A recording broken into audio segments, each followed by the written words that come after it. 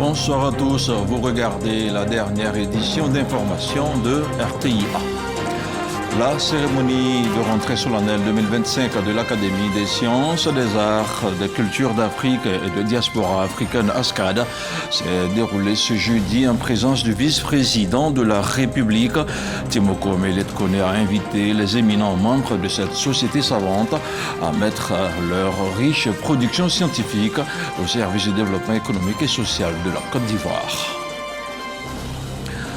Remise des clés de 1302 logements aux souscripteurs du programme présidentiel de construction de logements sociaux et économiques à Bingerville. Derrière cette action du gouvernement et son Premier ministre, il s'agit de faciliter l'accès à des populations à des logements de qualité et à moindre coût. Et puis nous irons à la rencontre de la femme la plus âgée de Côte d'Ivoire. 128 ans, c'est l'âge de Joséphine, une super centenaire découverte par l'un de nos reporters dans le département de Yakassé à Togo. Merci de regarder RTI1 à Abidjan. Le vice-président de la République, Timoko Meletkone, a pris part ce jeudi à la traditionnelle rentrée solennelle de l'ASCAD. Un grand moment de réflexion qui a permis de comprendre les actions menées par cette société savante à travers sa contribution au développement économique et social de la Côte d'Ivoire. On en parle avec Alexis Ouentraogo. L'ASCAD, l'Académie des sciences, des arts, des cultures d'Afrique et des diasporas africaines, est une société savante, indépendante. Une compagnie de scientifiques, philosophes, écrivains, artistes et inventeurs dont les œuvres participent au développement de la Côte d'Ivoire et pas que, de l'Afrique et des diasporas africaines. Ce jeudi à Abidjan, en présence du vice-président de la République, l'Académie fait sa rentrée. Occasion pour son président, professeur Akenugbo, de dresser le bilan des engagements de 2024 et des perspectives 2025. L'année 2024 a été l'occasion de la célébration des 20 ans de l'ASCAD et du renouvellement le 20 juin de la présidente de l'ASCAD. En 2024, il y a eu entre autres les activités suivantes. L'organisation de la cérémonie d'investiture de 7 nouveaux académiciens. Les projets de l'ASCAD pour l'année 2025, il s'agit du dictionnaire du français populaire ivoirien, pour simplifier, du Nouchi. L'Académie annonce pour 2025 un colloque sur les mathématiques.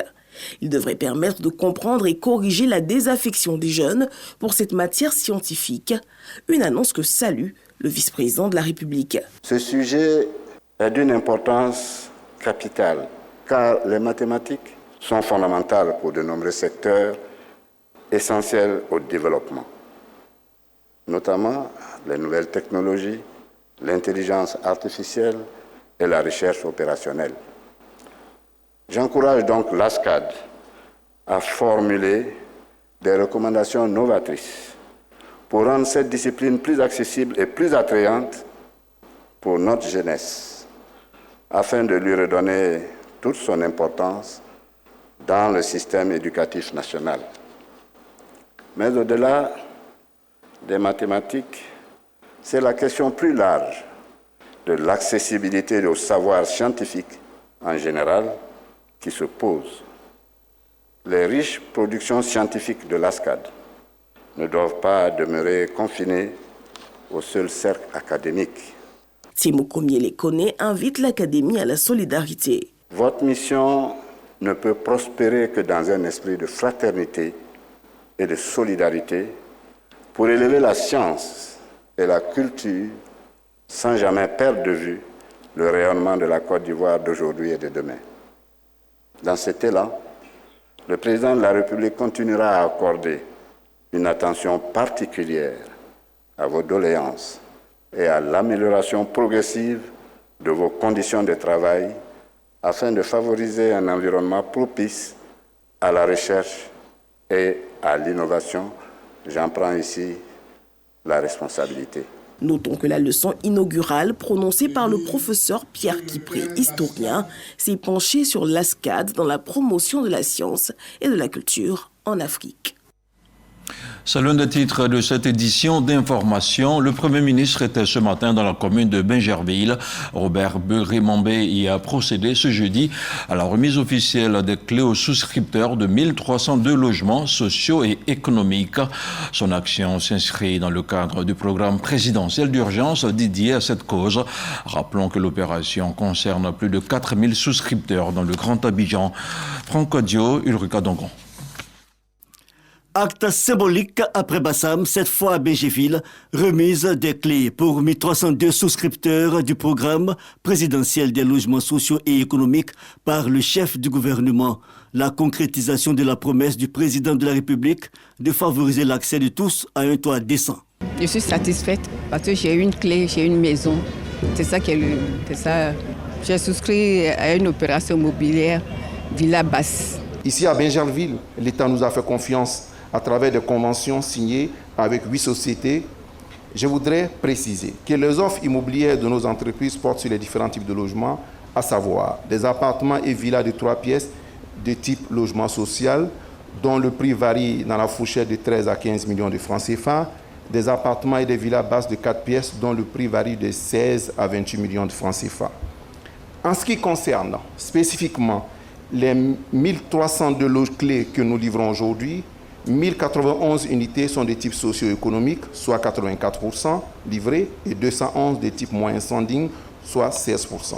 Le programme présidentiel en marche, donc selon le ministre de la Construction. Après Grand Bassam et Bingerville, nous avons déjà les yeux tournés vers la 3e étape, vers Songon-Kassamblé, qui verra la remise de 1965 clés exactement, dont 893 unités de la commune de Songon elle-même et 1072 unités réparties sur plusieurs autres sites du programme à Abidjan et à l'intérieur du pays. Le programme présidentiel dédié aux logements sociaux concerne au total plus de 4000 souscripteurs. Que les 4672 logements à livrer en ce début d'année sont constitués de 63% de logements de type sociaux et économiques et 1729 logements, soit 37% de type moyen et haut standing. Ces pourcentages sont donc bien conformes au cahier des charges imposé aux promoteurs. Le cahier des charges, mais surtout la prise en charge d'un surcoût par l'État ivoirien, comme relevé par Robert Begré-Mambé, Premier ministre. L'État apporte son aide. Souvent, le logement est acheté avec 30% de réduction.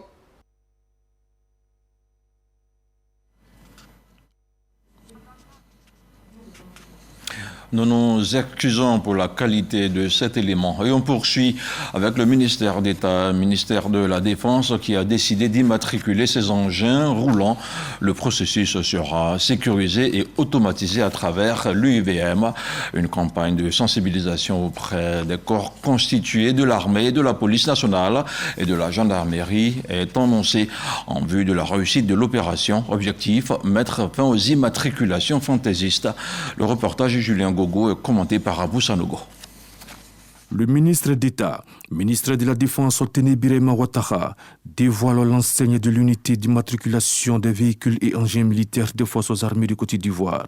Cette unité a pour vocation de produire des plaques Pasque dotées d'appareils de dernière génération et d'un système informatique pour protéger toutes les données, automatiser la génération des numéros et organiser la gestion des équipements. Les plaques minéralogiques que nous produirons sont réfléchissantes. Elles sont en aluminium et elles comportent un graphisme spécifique et des logos.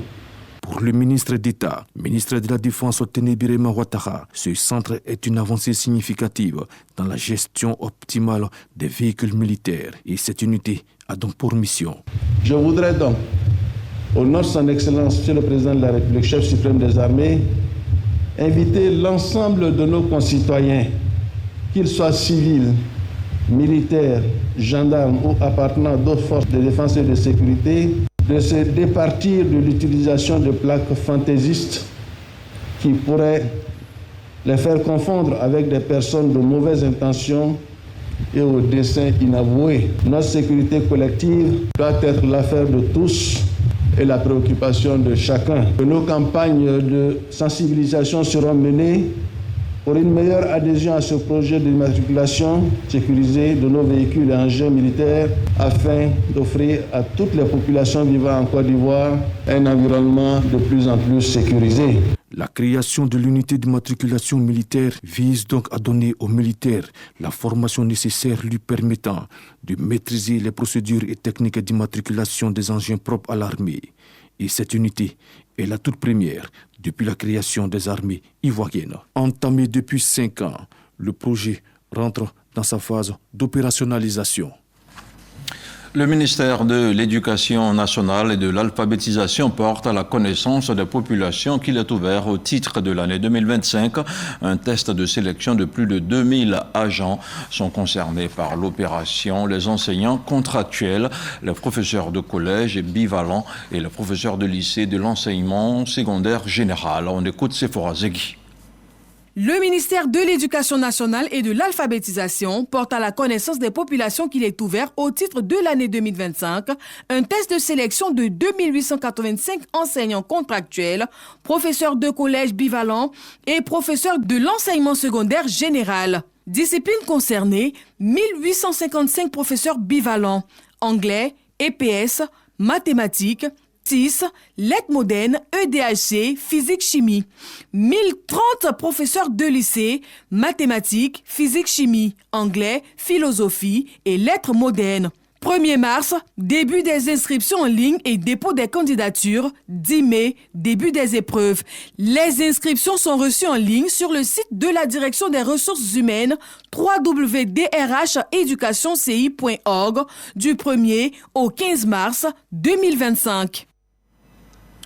Avec son ministre des Eaux et Forêts en quête du crédit carbone, la Côte d'Ivoire veut repenser sa politique de reforestation, une méthode de compensation de la pollution à travers le financement de projets de reboisement. À Paris, Laurent Tchagba a rencontré 2 sociétés françaises spécialisées dans le crédit carbone. Didier Nguissan est notre envoyé spécial. Laurent Tchagba, le ministre des Eaux et Forêts, multiplie les rencontres en marge du Salon international de l'agriculture, en vue de trouver des partenaires financiers pour des projets de reforestation. D'abord, avec l'entreprise Forest Carbon Insight, qui a une valorisation potentielle carbone de 9 milliards d'euros. Elle se déploie en Afrique avec le crédit carbone comme modèle de financement. Notre solution digitale, c'est une application qui suit précisément les travaux et qui calcule précisément également la séquestration des parcelles forestières suivant les essences.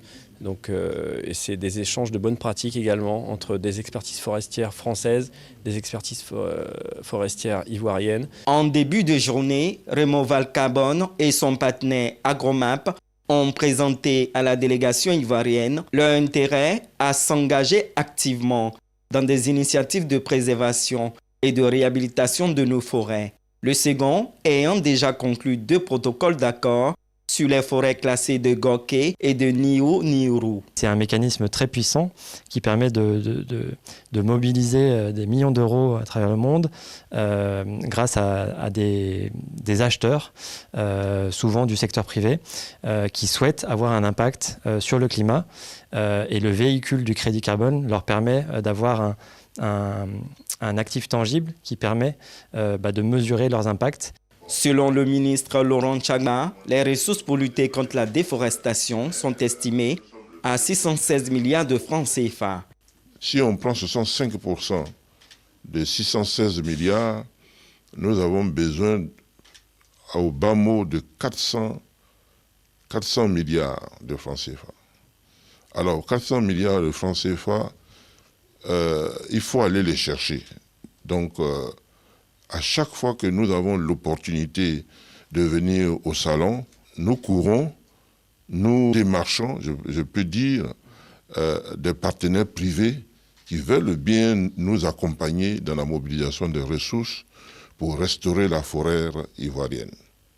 Rendez-vous est donc pris à Abidjan pour la formalisation des accords qui aboutiront à terme à la matérialisation des projets de reforestation. Je vous invite à présent dans le département de Yakassé à Tobrou, dans le village d'Abradine 1, une super centenaire défie le temps. Selon certaines sources, Joséphine Aya serait âgée de 128 ans. Un focus réalisé par notre reporter Khalil Dumondé qui l'a rencontré.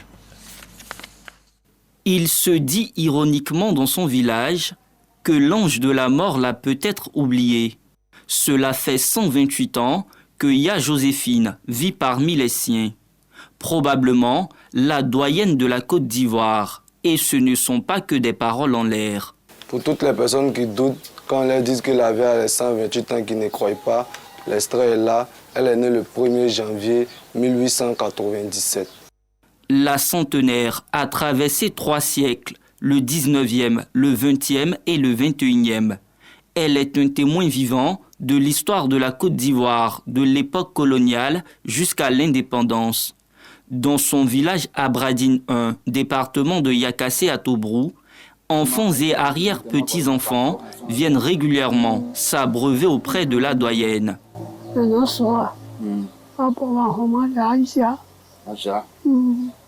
Malgré le poids de l'âge, elle garde encore en mémoire des faits historiques du pays.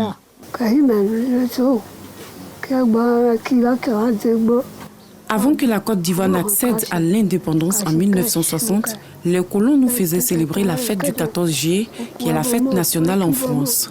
Mon oncle étant chef de canton, il m'emmenait commémorer cette fête avec les colons. À Abradine 1, Ya Joséphine constitue une bibliothèque, une véritable source de sagesse pour les villageois. Grâce à notre mémé, franchement, nous avons appris beaucoup de choses de l'histoire de la Côte d'Ivoire et nous continuons d'apprendre parce qu'elle est encore vivante. On vient toujours vers elle pour prendre des informations. On vient prendre conseil auprès d'elle pour les litiges de forêt, par exemple. Elle est là parce que c'est la seule personne qui est la plus âgée du village. Chaque fois, la chefferie se réfère à elle. Lorsqu'on lui demande les secrets de sa longévité, Ya Joséphine les résume en 3 comportements. Je suis bienveillante, j'aime partager, je ne pense pas du mal de mon prochain et je ne suis pas rancunière. Veuve depuis 2 décennies, Ya Joséphine est mère de 8 enfants, dont 5 décédés. Sans grands moyens, c'est cette modeste pièce qui lui sert de dortoir. Ce n'est pas facile pour ma mère de vivre dans ces conditions. Elle a vraiment besoin d'une assistance. Avec ses 128 ans, Ya Joséphine pourrait se voir décerner le titre de doyenne de l'humanité si les autorités ivoiriennes parviennent à l'inscrire dans le livre du record Guinness. L'actuel record est détenue par Canabaro Lucas, une Brésilienne âgée de 117 ans. Un document à revoir sur RTI1. On parle maintenant de politique avec le secrétaire exécutif adjoint du RHDP qui a rencontré la presse récemment. Il a donné plus de détails sur le panel qui sera organisé par le Parti des Oufouettistes le 5 mars prochain à Abidjan. Les détails avec Éric Goré. Le chef de cabinet du président de la République monte au créneau pour entretenir la presse nationale et internationale. Claude Sailly n'a pas été tendre avec les adversaires politiques du RHDP. Le secrétaire exécutif adjoint du RHDP chargé de la communication et de la propagande demande aux Ivoiriens de se focaliser sur l'essentiel.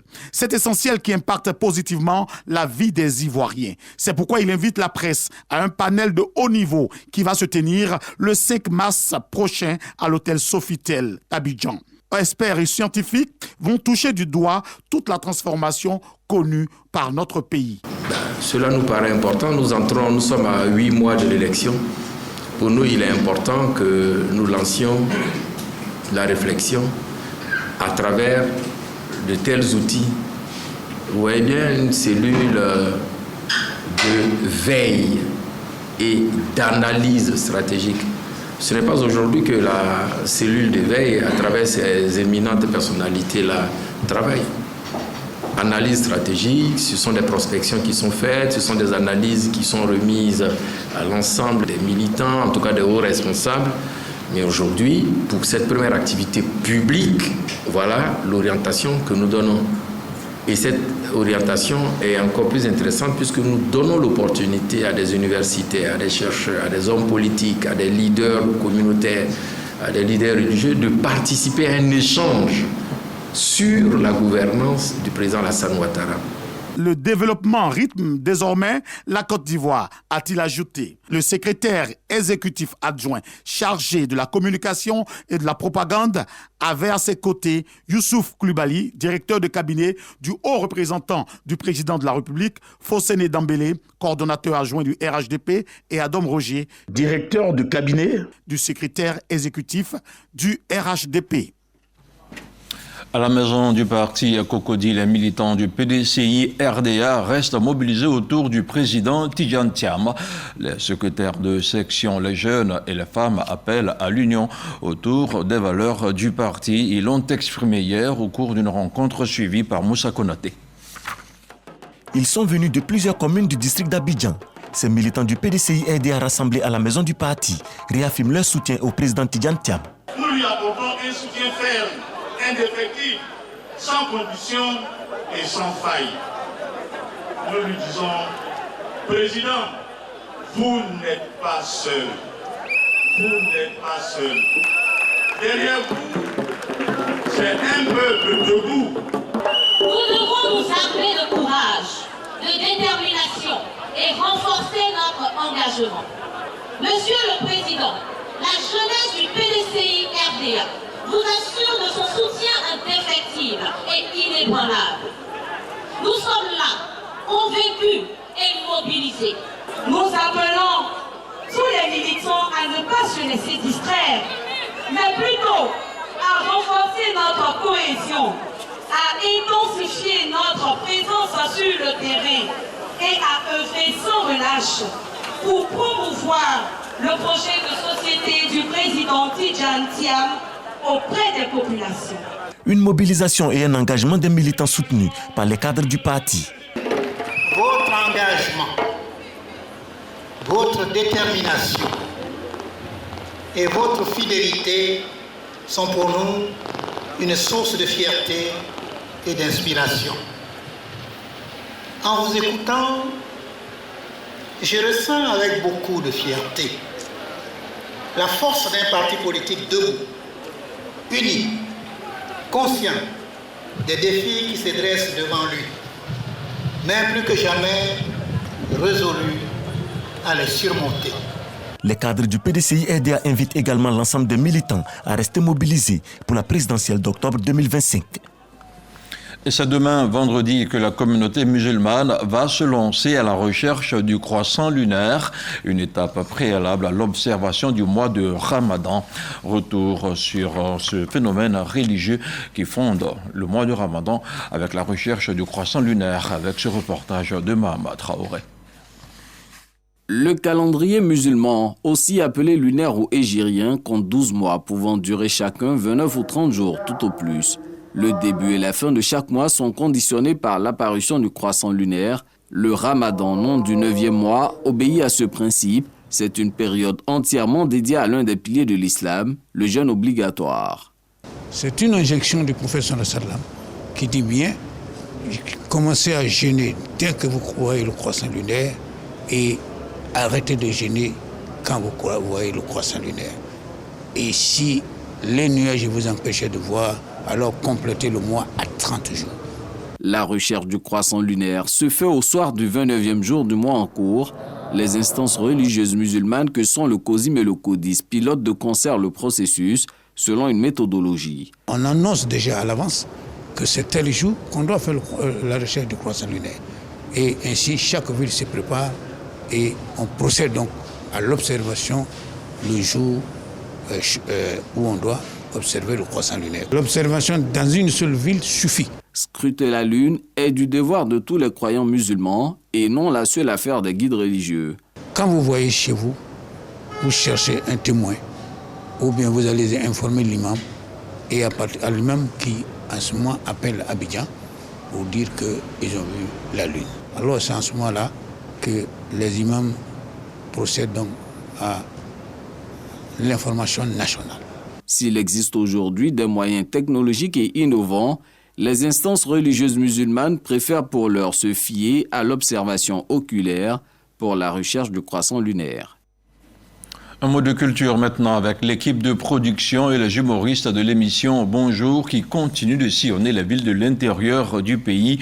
Elle était le samedi dernier dans la capitale de la région du Bunkani, à Bouna. Elle a apporté de la joie et de la gaieté dans le cœur de la population. Le compte-rendu de Demadongui connaît par Gassoro. Complexe sportif de Bouna pour des demandes. Ne vous méprenez pas, nous ne sommes ni à un meeting politique, ni à un concert d'artistes, encore moins à un rassemblement religieux, mais bien à Bonjour, émission humoristique à succès de la RTI. Sur scène, les humoristes ne manquent pas d'ingéniosité. De par leur talent, ils réussissent à arracher le sourire au public de la capitale de la région du Boukani. Il y a un nani dans mon quartier, tellement il a voiture a cogné son enfant. Il a envoyé, rappelle-moi s'il te plaît, aux pompiers. Notre développement passera à n'en point douter par la cohésion, la solidarité, en route donc pour le développement. La marraine, Nyale Kaba, ministre de l'économie, du plan et du développement, député de Bouna, a saisi l'opportunité pour féliciter la RTI pour l'initiative, non sans saluer la mobilisation exceptionnelle des populations du Boukani. Bonjour, c'est avant tout une fête de retrouvailles. Une fête où toutes les communautés, dans leur diversité, se retrouvent un soir pour faire la fête, pour communier les uns avec les autres dans la fraternité, dans la cohésion, dans le vivre ensemble. Le public, lui, n'a pas boudé son plaisir. Il s'est réjoui de la qualité des prestations des humoristes qui n'ont pas manqué d'imagination. En plus des humoristes, Bouna a aimé et salué le bonus avec des artistes chanteurs.